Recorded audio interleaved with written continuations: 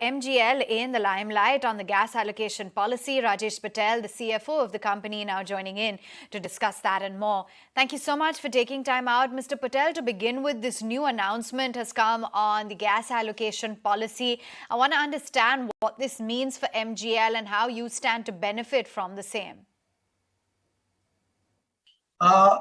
You are referring to the recent guidelines on gas allocation by Ministry of Petroleum and Natural Gas, correct? So on 6th of May, Ministry has come out with guidelines with respect to gas allocation. If you remember, there was a shortage of APM allocation, which started around last year somewhere in September, October.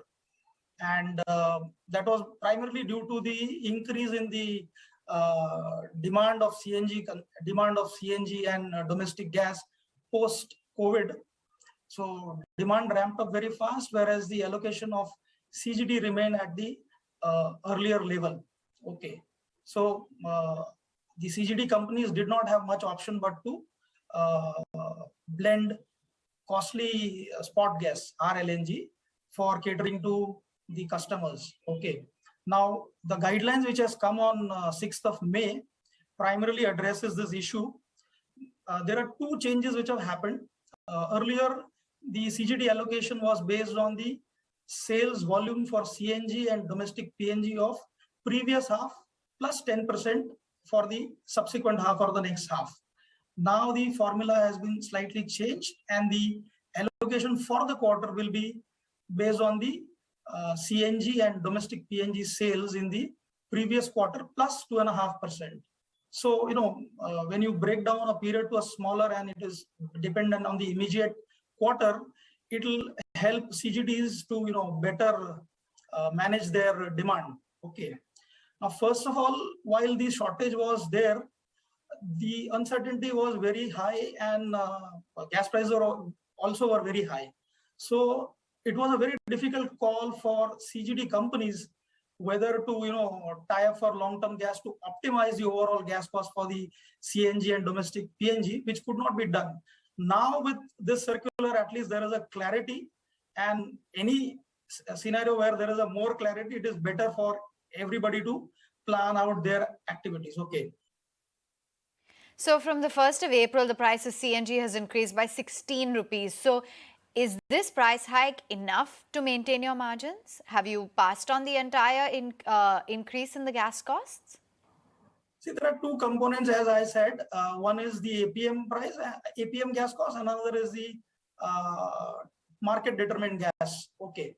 So if you remember, the price as of 1st April 22 was revised from $2.9 per MMBTU to $6.10 per MMBTU. Almost 110% increase.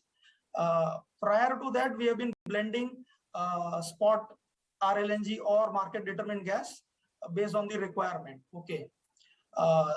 In case of MGL, we have taken, I think, 3 to 4 price increase during April to pass through the increase in APM gas cost from $2.9 to $6.10 per MMBTU.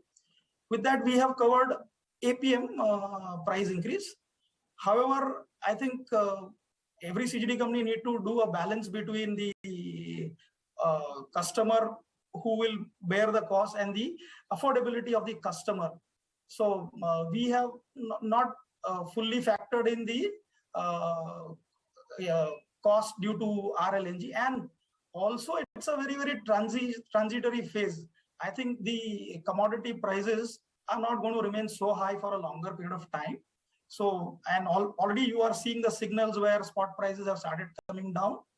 So I think we will be able to maintain the balance between price and the momentum of vehicles coming onto CNG.